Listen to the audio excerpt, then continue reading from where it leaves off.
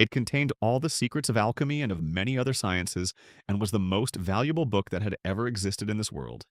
The doctor was himself no mean adept, and Nicholas profited greatly by his discourse, as in the garb of poor pilgrims they wended their way to Paris, convinced of their power to turn every old shovel in that capital into pure gold.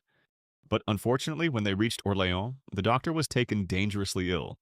Nicholas watched by his bedside and acted the double part of a physician and nurse to him, but he died after a few days, lamenting with his last breath that he had not lived long enough to see the precious volume. Nicholas rendered the last honors to his body, and with a sorrowful heart and not one sou in his pocket, proceeded home to his wife Petronella. He immediately recommenced the study of his pictures, but for 2 whole years he was as far from understanding them as ever. At last, in the 3rd year, a glimmer of light stole over his understanding. He recalled some expression of his friend the doctor, which had hitherto escaped his memory, and he found that all his previous experiments had been conducted on a wrong basis. He recommenced them now with renewed energy, and at the end of the year had the satisfaction to see all his toils rewarded. On the 13th of January 1382, says Lenglet, he made a projection on Mercury and had some very excellent silver. On the 25th April following, he converted a large quantity of mercury into gold, and the great secret was his. Nicholas was now about 80 years of age and still a hale and stout old man. His friends say that by a simultaneous discovery of the elixir of life, he found means to keep death at a distance for another quarter of a century, and that he died in 1415 at the age of 116. In this interval he made immense quantities of gold, though to all outward appearance he was as poor as a mouse. At an early period of his changed fortune he had, like a worthy man, taken counsel with his old wife Petronella as to the best use he could make of his wealth. Petronella replied that as unfortunately they had no children, the best thing he could do was to build hospitals and endow churches. Nicholas thought so too, especially when he began to find that his elixir could not keep off death, and that the grim foe was making rapid advances upon him. He richly endowed the church of Saint-Jacques de la Boucherie near the Rue de Marivaux, where he had all his life resided, besides 7 others in different parts of the kingdom. He also endowed 14 hospitals and built 3 chapels. The fame of his great wealth and his munificent benefactions soon spread over all the country, and he was visited, among others, by the celebrated doctors of that day, Jean Gerson, Jean de Courtecuisse, and Pierre d'Ailly. They found him in his humble apartment, meanly clad, and eating porridge out of an earthen vessel, and with regard to his secret, as impenetrable as all his predecessors in alchemy. His fame reached the ears of the king, Charles VI, who sent Monsieur de Cramoisy, the master of requests, to find out whether Nicholas had indeed discovered the philosopher's stone. But Monsieur de Cramoisy took nothing by his visit. All his attempts to sound the alchemist were unavailing, and he returned to his royal master no wiser than he came. It was in this year 1414 that he lost his faithful Petronella. He did not long survive her, but died in the following year and was buried with great pomp by the grateful priests of Saint-Jacques de la Boucherie. The great wealth of Nicholas Flamel is undoubted, as the records of several churches and hospitals in France can testify.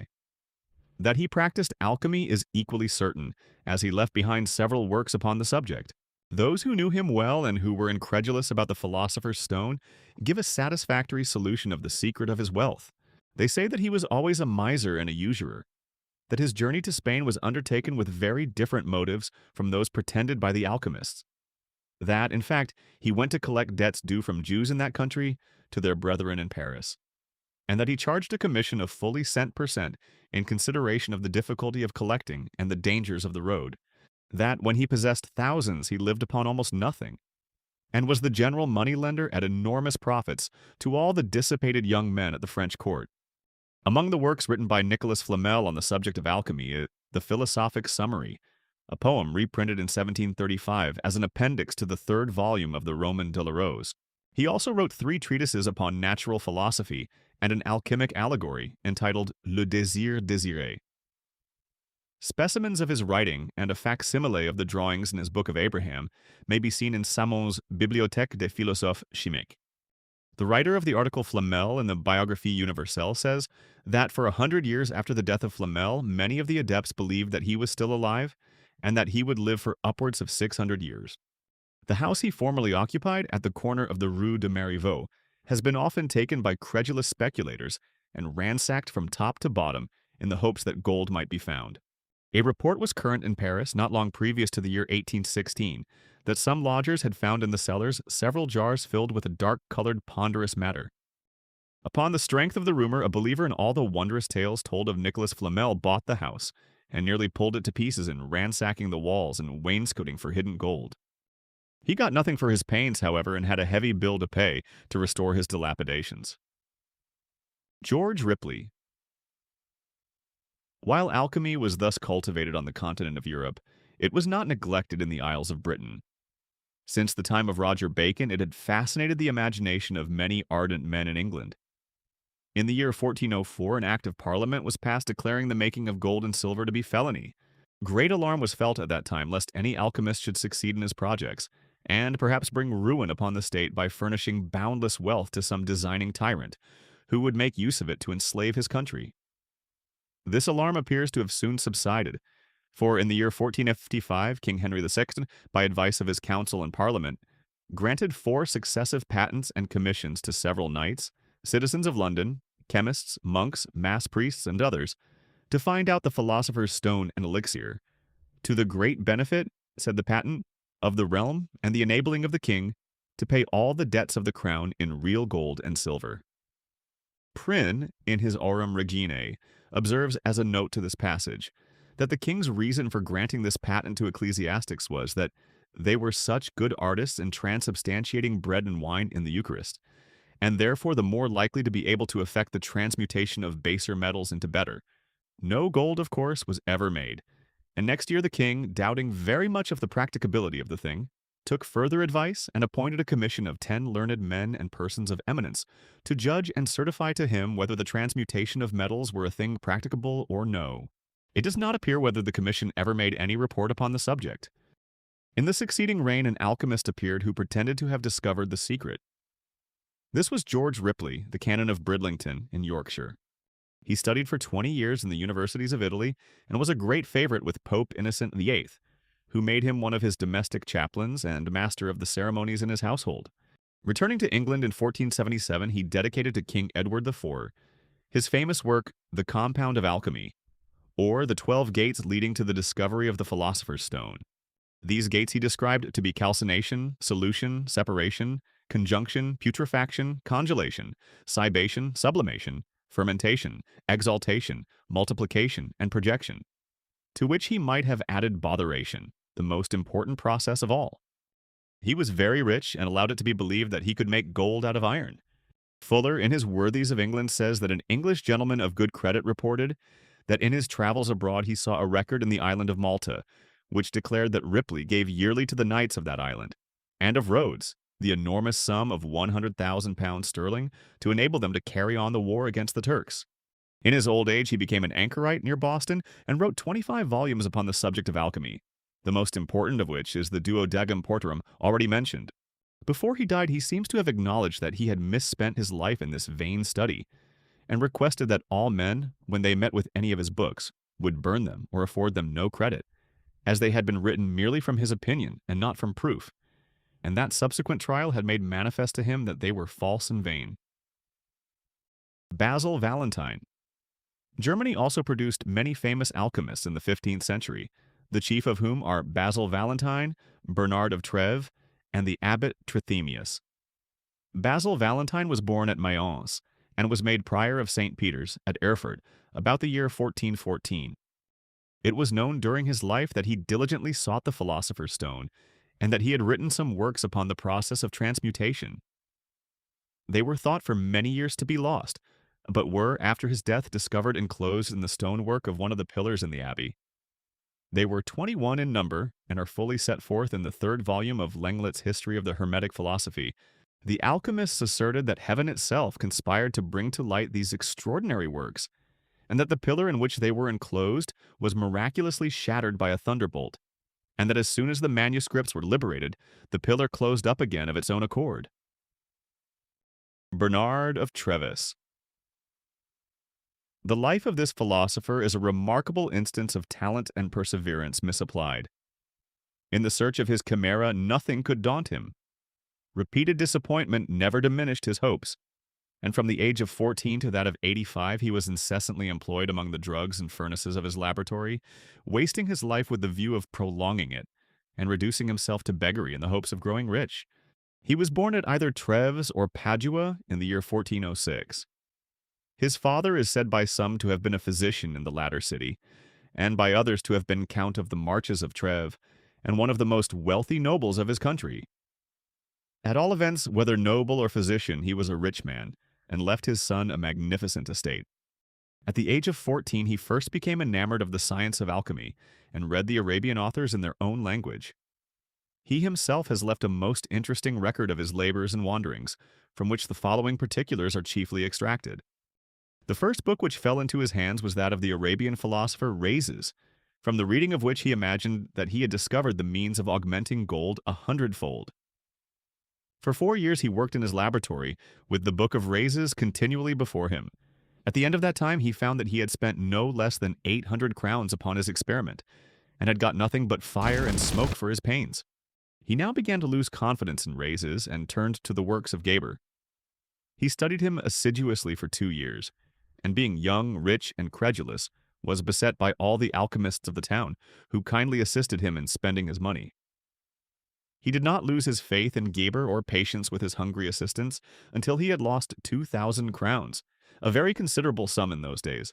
Among all the crowd of pretended men of science who surrounded him, there was but one as enthusiastic and as disinterested as himself. With this man, who was a monk of the order of St. Francis, he contracted an intimate friendship, and spent nearly all his time. Some obscure treatises of Rupsisa and Sacrobosco having fallen into their hands, they were persuaded from reading them that highly rectified spirits of wine was the universal alkahest, or dissolvent, which would aid them greatly in the process of transmutation. They rectified the alcohol 30 times till they made it so strong as to burst the vessels which contained it. After they had worked 3 years and spent 300 crowns in the liquor, they discovered that they were on the wrong track. They next tried alum and copperas, but the great secret still escaped them. They afterwards imagined that there was a marvelous virtue in all excrement, especially the human, and actually employed more than 2 years in experimentalizing upon it with mercury, salt, and molten lead. Again the adepts flocked around him from far and near to aid him with their counsels.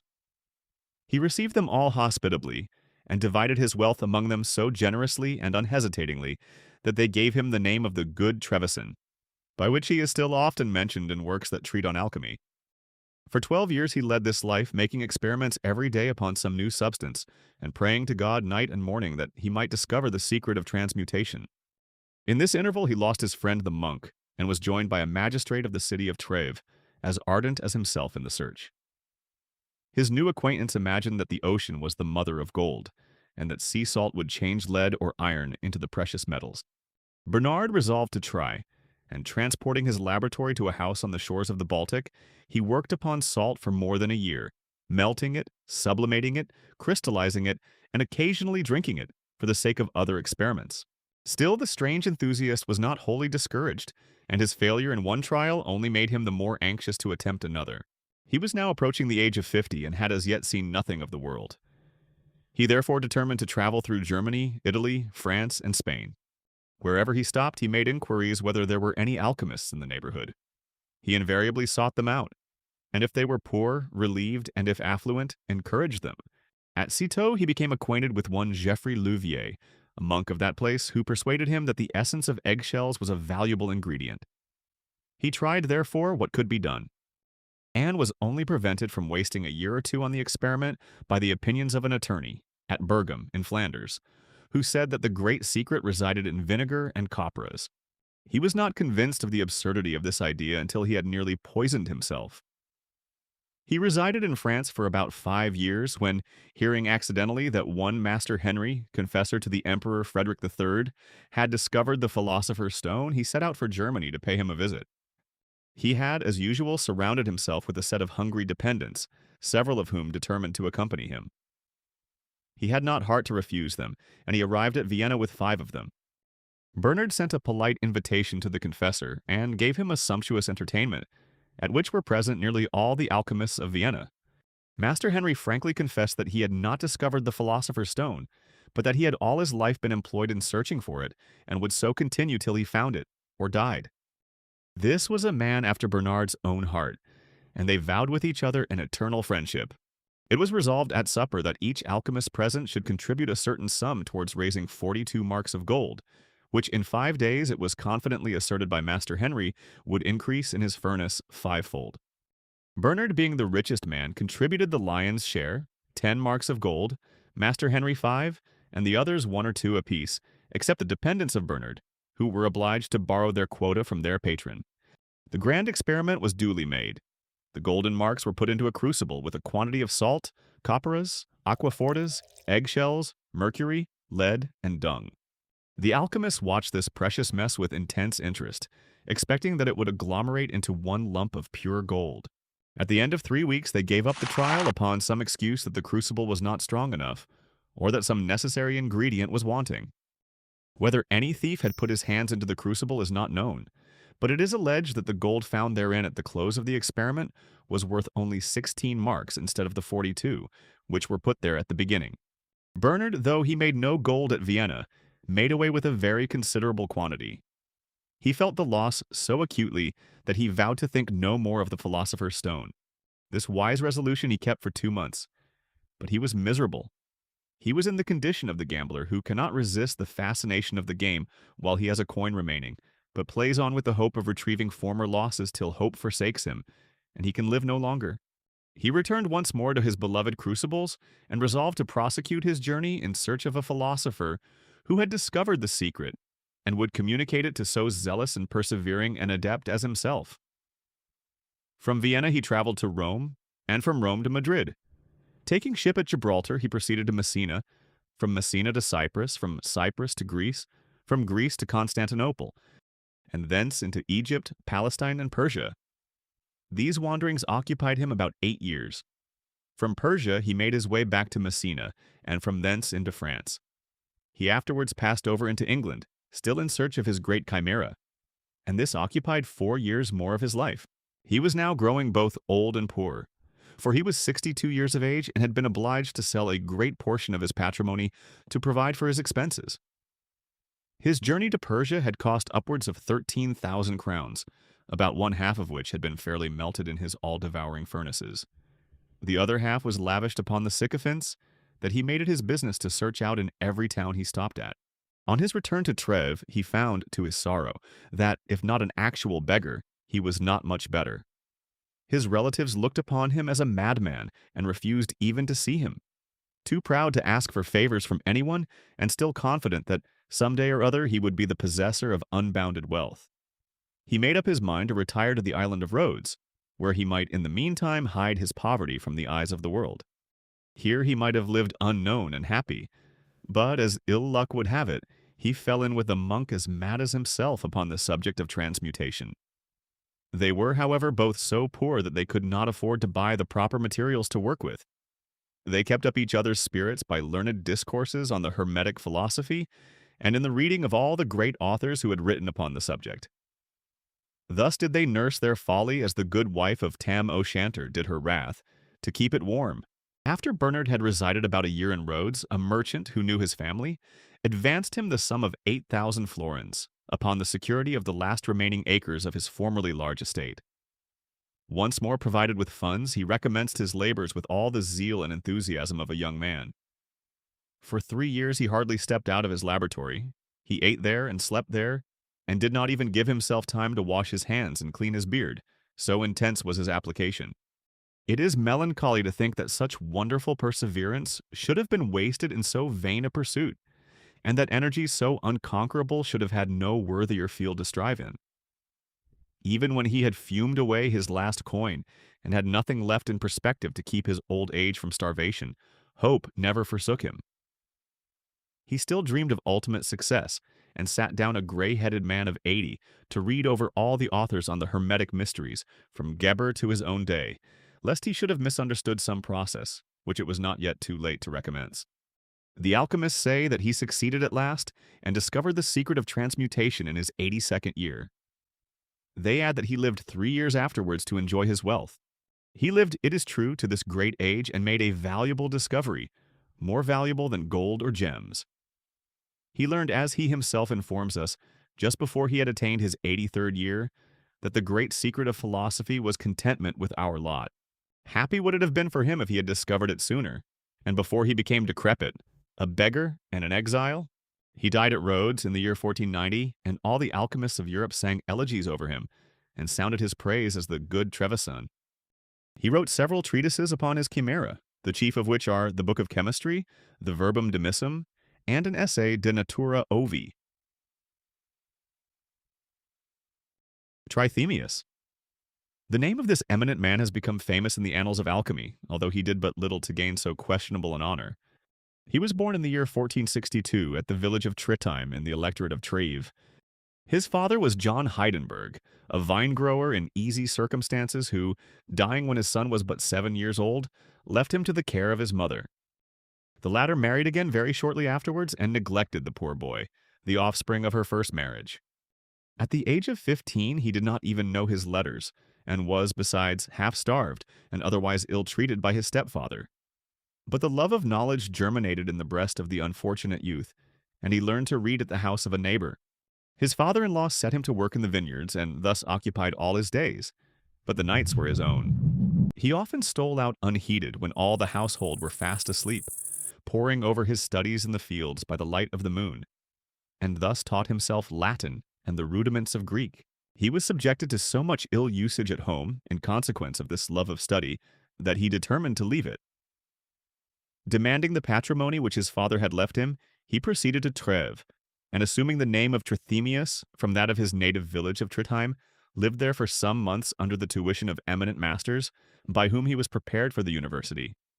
At the age of 20, he took it into his head that he should like to see his mother once more, and he set out on foot from the distant university for that purpose. On his arrival near Sponheim, late in the evening of a gloomy winter's day, it came on to snow so thickly that he could not proceed onwards to the town. He therefore took refuge for the night in a neighboring monastery, but the storm continued several days. The roads became impassable, and the hospitable monks would not hear of his departure. He was so pleased with them and their manner of life that he suddenly resolved to fix his abode among them and renounce the world. They were no less pleased with him and gladly received him as a brother. In the course of 2 years, although still so young, he was unanimously elected their abbot. The financial affairs of the establishment had been greatly neglected. The walls of the building were falling into ruin, and everything is in disorder. Trithemius, by his good management and regularity, introduced a reform in every branch of expenditure. The monastery was repaired, and a yearly surplus, instead of a deficiency, rewarded him for his pains. He did not like to see the monks idle or occupied solely between prayers for their business and chess for their relaxation. He, therefore, set them to work to copy the writings of eminent authors. They labored so assiduously that, in the course of a few years, their library, which had contained only about 40 volumes, was enriched with several hundred valuable manuscripts, comprising many of the classical Latin authors, besides the works of the early fathers and the principal historians and philosophers of more modern date. He retained the dignity of abbot of Sponheim for 21 years, when the monks, tired of the severe discipline he maintained, revolted against him and chose another abbot in his place. He was afterwards made abbot of St. James in Würzburg, where he died in 1516. During his learned leisure at Sponheim, he wrote several works upon the occult sciences, the chief of which are an essay on geomancy, or divination by means of lines and circles on the ground, another upon sorcery, a third upon alchemy, and a fourth upon the government of the world by its presiding angels, which was translated into English and published by the famous William Lilly in 1647. It has been alleged by the believers in the possibility of transmutation that the prosperity of the Abbey of Sponheim, while under his superintendence, was owing more to the philosopher's stone than to wise economy. Trithemius, in common with many other learned men, has been accused of magic, and a marvelous story is told of his having raised from the grave the form of Mary of Burgundy at the intercession of her widowed husband, the Emperor Maximilian. His work on steganographia, or Kabbalistic writing, was denounced to the Count Palatine, Frederick II, as magical and devilish, and it was by him taken from the shelves of his library and thrown into the fire. Trithemius is said to be the first writer who makes mention of the wonderful story of the devil and Dr. Faustus, the truth of which he firmly believed. He also recounts the freaks of a spirit named Hudekin, by whom he was at times tormented. One of the greatest encouragers of alchemy in the 15th century was Gilles de Laval, Lord of Rais, and a Marshal of France. His name and deeds are little known, but in the annals of crime and folly they might claim the highest and worst preeminence. Fiction has never invented anything wilder or more horrible than his career, and were not the details but too well authenticated by legal and other documents, which admit no doubt, the lover of romance might easily imagine they were drawn to please him from the stores of the prolific brain, and not from the page of history. He was born about the year 1420 of one of the noblest families of Brittany. His father dying when Gilles had attained his 20th year, he came into uncontrolled possession, at that early age, of a fortune which the monarchs of France might have envied him.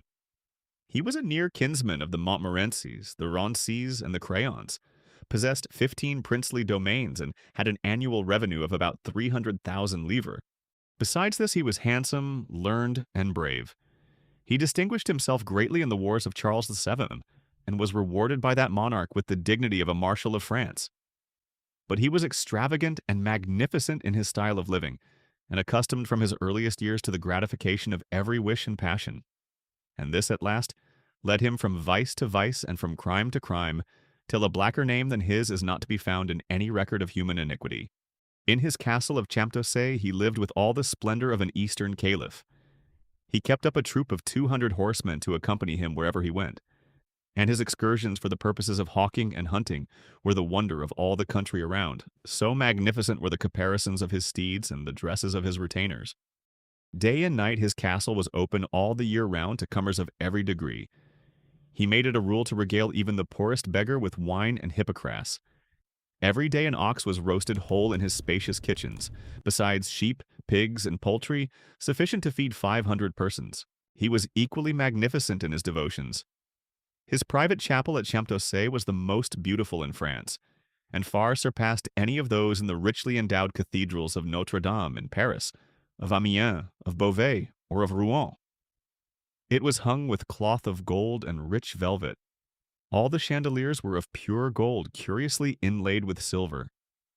The great crucifix over the altar was of solid silver, and the chalices and incense burners were of pure gold. He had besides a fine organ, which he caused to be carried from one castle to another on the shoulders of 6 men whenever he changed his residence. He kept up a choir of 25 young children of both sexes who were instructed in singing by the first musicians of the day. The master of his chapel he called a bishop, who had under him his deans, archdeacons, and vicars, each receiving great salaries. The bishop 400 crowns a year and the rest in proportion.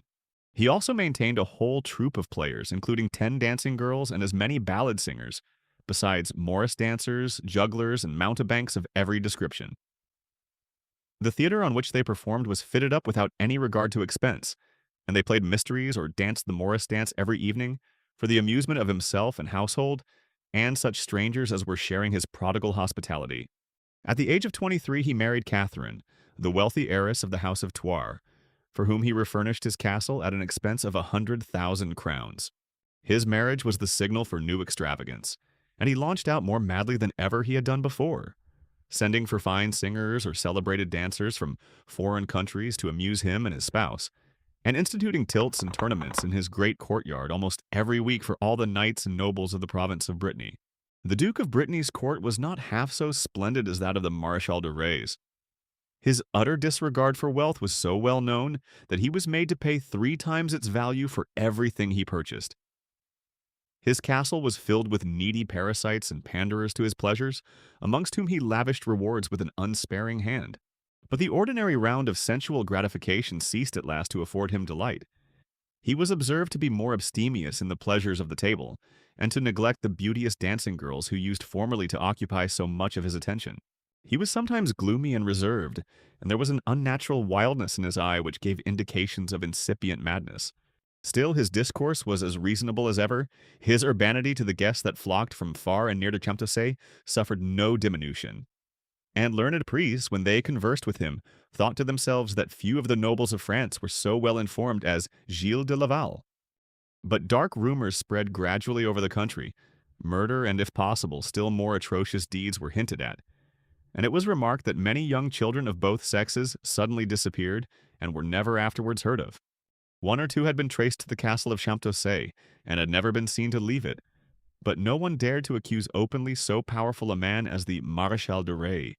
Whenever the subject of the lost children was mentioned in his presence, he manifested the greatest astonishment at the mystery which involved their fate, and indignation against those who might be guilty of kidnapping them. Still, the world was not wholly deceived. His name became as formidable to young children as that of the devouring ogre in fairy tales, and they were taught to go miles round, rather than pass under the turrets of Champtocé. In the course of a few years, the reckless extravagance of the Marshal drained him of all his funds, and he was obliged to put up some of his estates for sale. The Duke of Brittany entered into a treaty with him for the valuable seigneury of Ingrande, but the heirs of Gilles implored the interference of Charles VII to stay the sale. Charles immediately issued an edict, which was confirmed by the provincial parliament of Brittany, forbidding him to alienate his paternal estates. Gilles had no alternative but to submit. He had nothing to support his extravagance but his allowance as a Marshal of France, which did not cover the 1/10 of his expenses. A man of his habits and character could not retrench his wasteful expenditure and live reasonably. He could not dismiss without a pang his horsemen, his jesters, his morris dancers, his choristers, and his parasites, or confine his hospitality to those who really needed it. Notwithstanding his diminished resources, he resolved to live as he had lived before and turn alchemist, that he might make gold out of iron and be still the wealthiest and most magnificent among the nobles of Brittany. In pursuance of this determination, he sent to Paris, Italy, Germany, and Spain, inviting all the adepts in the science to visit him at Champtocé. The messengers he dispatched on this mission were two of his most needy and unprincipled dependents, Gilles de Rais and Roger de Briqueville. The latter, the obsequious panderer to his most secret and abominable pleasures, he had entrusted with the education of his motherless daughter, a child but 5 years of age, with permission that he might marry her at the proper time to any person he chose, or to himself if he liked it better. This man entered into the new plans of his master with great zeal, and introduced to him one prelate, an alchemist of Padua and a physician of Poitou, who was addicted to the same pursuits. The Marshal caused a splendid laboratory to be fitted up for them, and the three commenced the search for the Philosopher's Stone. They were soon afterwards joined by another pretended philosopher named Anthony Palermo, who aided in their operations for upwards of a year. They all fared sumptuously at the Marshal's expense, draining him of the ready money he possessed and leading him on from day to day with the hope that they would succeed in the object of their search. From time to time, new aspirants from the remotest parts of Europe arrived at his castle, and for months he had upwards of 20 alchemists at work, trying to transmute copper into gold, and wasting the gold which was still his own in drugs and elixirs. But the Lord of Rais was not a man to abide patiently their lingering processes. Pleased with their comfortable quarters, they jogged on from day to day, and would have done so for years had they been permitted. But he suddenly dismissed them all, with the exception of the Italian prelati and the physician of Poitou. These he retained to aid him to discover the secret of the Philosopher's Stone by a bolder method. The Poitousan had persuaded him that the devil was the great depository of that and all other secrets, and that he would raise him before Gilles, who might enter into any contract he pleased with him. Gilles expressed his readiness, and promised to give the devil anything but his soul, or do any deed that the arch-enemy might impose upon him. Attended solely by the physician, he proceeded at midnight to a wild-looking place in a neighboring forest. The physician drew a magic circle around them on the sward, and muttered for half an hour an invocation to the evil spirit to arise at his bidding, and disclose the secrets of alchemy. Gilles looked on with intense interest, and expected every moment to see the earth open and deliver to his gaze the great enemy of mankind. At last the eyes of the physician became fixed, his hair stood on end, and he spoke as if addressing the fiend. But Gilles saw nothing except his companion. At last the physician fell down on the sward as if insensible. Gilles looked calmly on to see the end. After a few minutes the physician arose and asked him if he had not seen how angry the devil looked. Gilles replied that he had seen nothing, upon which his companion informed him that Beelzebub had appeared in the form of a wild leopard, growled at him savagely and said nothing, and that the reason why the Marshal had neither seen nor heard him was that he hesitated in his own mind as to devoting himself entirely to the service. De Rais owned that he had indeed misgivings, and inquired what was to be done to make the devil speak out and unfold his secret. The physician replied that some person must go to Spain and Africa to collect certain herbs which only grew in those countries, and offered to go himself if De Rais would provide the necessary funds. De Rais at once consented, and the physician set out on the following day with all the gold that his dupe could spare him. The marshal never saw his face again, but the eager lord of Champtocé could not rest. Gold was necessary for his pleasures, and unless by supernatural aid he had no means of procuring any further supplies. The physician was hardly 20 leagues on his journey before Gilles resolved to make another effort to force the devil to divulge the art of gold-making. He went out alone for that purpose, but all his conjurations were of no effect. Beelzebub was obstinate and would not appear. Determined to conquer him if he could, he unbosomed himself to the Italian alchemist, Prelati. The latter offered to undertake the business, upon condition that De Rais did not interfere in the conjurations, and consented besides to furnish him with all the charms and talismans that might be required. He was further to open a vein in his arm and sign with his blood a contract that he would work the devil's will in all things, and offer up to him a sacrifice of the heart, lungs, hands, eyes, and blood of a young child. The grasping monomaniac made no hesitation, but agreed at once to the disgusting terms proposed to him. On the following night, Prelati went out alone, and after having been absent for 3 or 4 hours, returned to Gilles, who sat anxiously awaiting him. Prelati then informed him that he had seen the devil in the shape of a handsome youth of 20. He further said that the devil desired to be called Baron in all future invocations, and had shown him a great number of ingots of pure gold, buried under a large oak in the neighboring forest, all of which, and as many more as he desired, should become the property of the Marshal de Rais if he remained firm, and broke no condition of the contract. Prelati further showed him a small casket of black dust, which would turn iron into gold. But as the process was very troublesome, he advised that they should be contented with the ingots they found under the oak tree, and which would more than supply all the wants that the most extravagant imagination could desire. They were not, however, to attempt to look for the gold till a period of 7 times 7 weeks, or they would find nothing but slates and stones for their pains. Gilles expressed the utmost chagrin and disappointment, and at once said that he could not wait for so long a period. If the devil were not more prompt, Prelati might tell him that the Marshal de Rais was not to be trifled with, and would decline all further communication with him. Prelati at last persuaded him to wait 7 times 7 days. They then went at midnight with picks and shovels to dig up the ground under the oak, where they found nothing to reward them but a great quantity of slates marked with hieroglyphics. It was now Prelati's turn to be angry, and he loudly swore that the devil was nothing but a liar and a cheat. The marshal joined cordially in the opinion, but was easily persuaded by the cunning Italian to make one more trial. He promised at the same time that he would endeavor on the following night to discover the reason why the devil had broken his word. He went out alone accordingly, and on his return informed his patron that he had seen Baron, who was exceedingly angry that they had not waited the proper time ere they looked for the ingots. Baron had also said that the Marshal de Rais could hardly expect any favors from him, at a time when he must know that he had been meditating a pilgrimage to the Holy Land to make atonement for his sins. The Italian had doubtless surmised this from some incautious expression of his patron, for de Rais frankly confessed that there were times when, sick of the world and all its pomps and vanities, he thought of devoting himself to the service of God. In this manner the Italian lured on from month to month his credulous and guilty patron, extracting from him all the valuables he possessed, and only waiting a favorable opportunity to decamp with his plunder. But the day of retribution was at hand for both. Young girls and boys continued to disappear in the most mysterious manner, and the rumors against the owner of Champtocé grew so loud and distinct that the church was compelled to interfere. Representations were made by the Bishop of Nantes to the Duke of Brittany that it would be a public scandal if the accusations against the Marshal de Rais were not inquired into. He was arrested accordingly in his own castle along with his accomplice Prelati, and thrown into a dungeon at Nantes to await his trial. The judges appointed to try him were the Bishop of Nantes, Chancellor of Brittany, the Vicar of the Inquisition in France, and the celebrated Pierre l'Hôpital, the President of the Provincial Parliament. The offenses laid to his charge were sorcery, sodomy, and murder. Gilles, on the first day of his trial, conducted himself with the utmost insolence. He braved the judges on the judgment seat, calling them simoniacs and persons of impure life, and said he would rather be hanged by the neck like a dog without trial than plead either guilty or not guilty before such contemptible miscreants.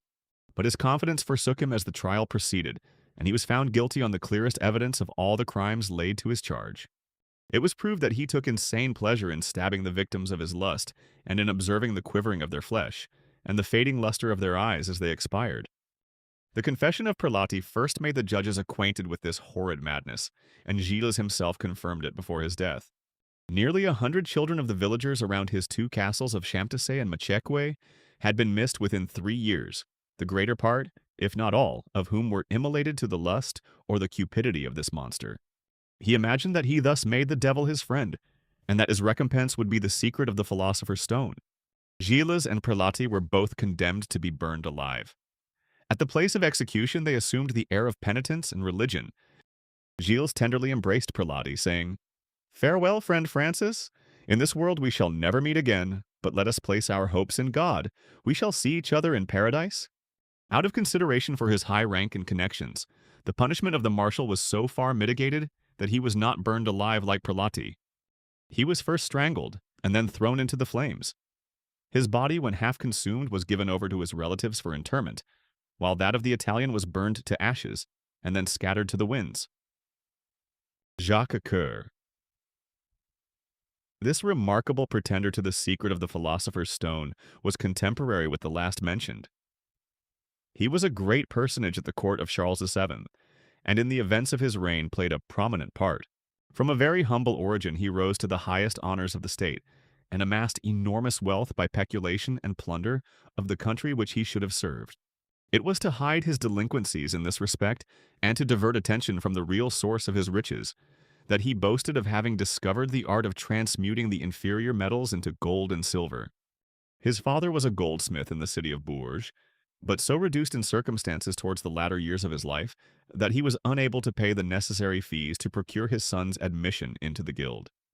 Young Jacques became, however, a workman in the royal mint of Bourges in 1428, and behaved himself so well, and showed so much knowledge of metallurgy, that he attained rapid promotion in that establishment.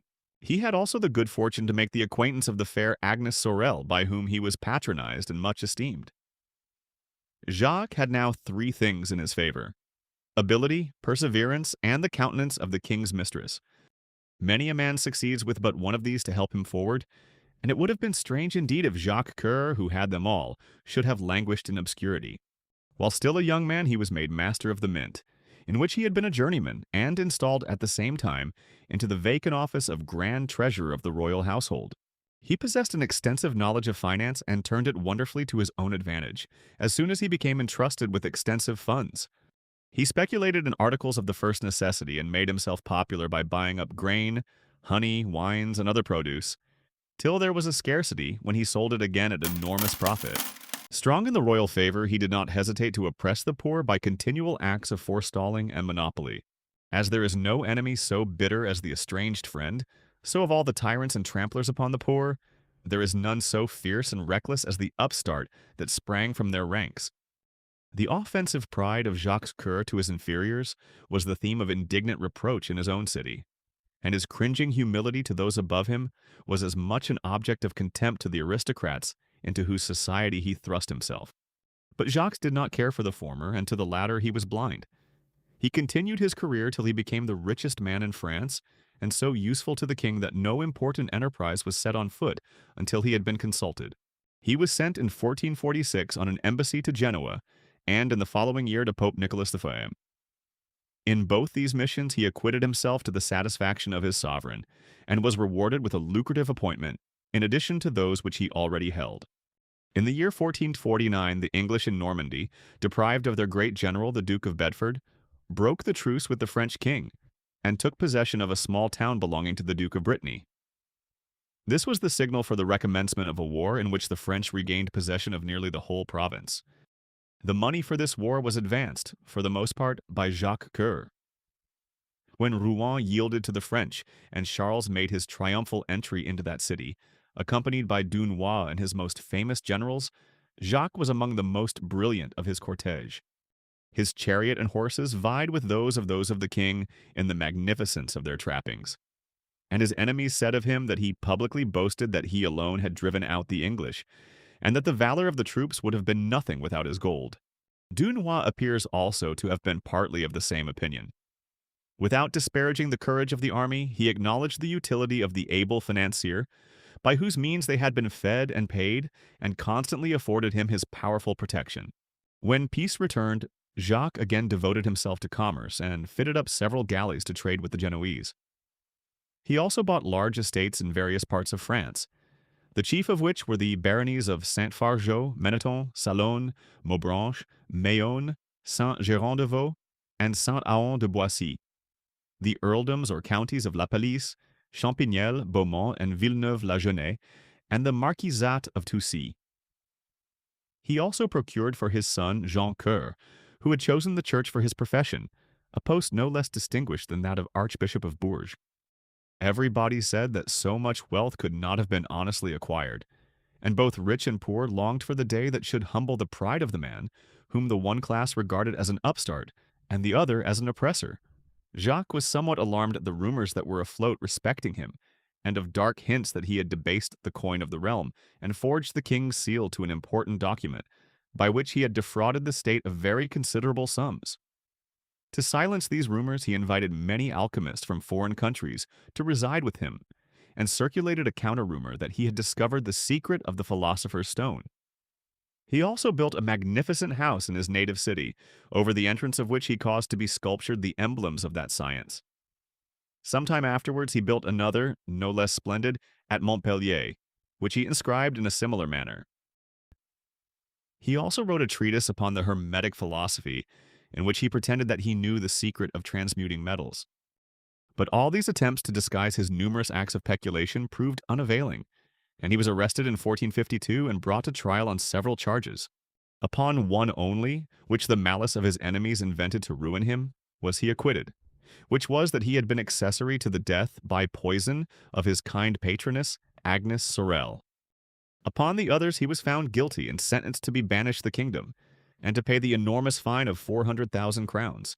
It was proved that he had forged the king's seal, that in his capacity of master of the Mint of Bourges, he had debased to a very great extent the gold and silver coin of the realm, and that he had not hesitated to supply the Turks with arms and money to enable them to carry on war against their Christian neighbors, for which service he had received the most munificent recompenses. Charles VII was deeply grieved at his condemnation, and believed to the last that he was innocent. By his means the fine was reduced within a sum which Jacques Cœur could pay. After remaining for some time in prison, he was liberated and left France with a large sum of money, part of which, it was alleged, was secretly paid him by Charles out of the produce of his confiscated estates. He retired to Cyprus, where he died about 1460, the richest and most conspicuous personage of the island. The writers upon alchemy all claim Jacques Cœur as a member of their fraternity, and treat as false and libelous the more rational explanation of his wealth which the records of his trial afford. Pierre Borel, in his Antiquité Gauloise, maintains the opinion that Jacques was an honest man, and that he made his gold out of lead and copper by means of the Philosopher's Stone.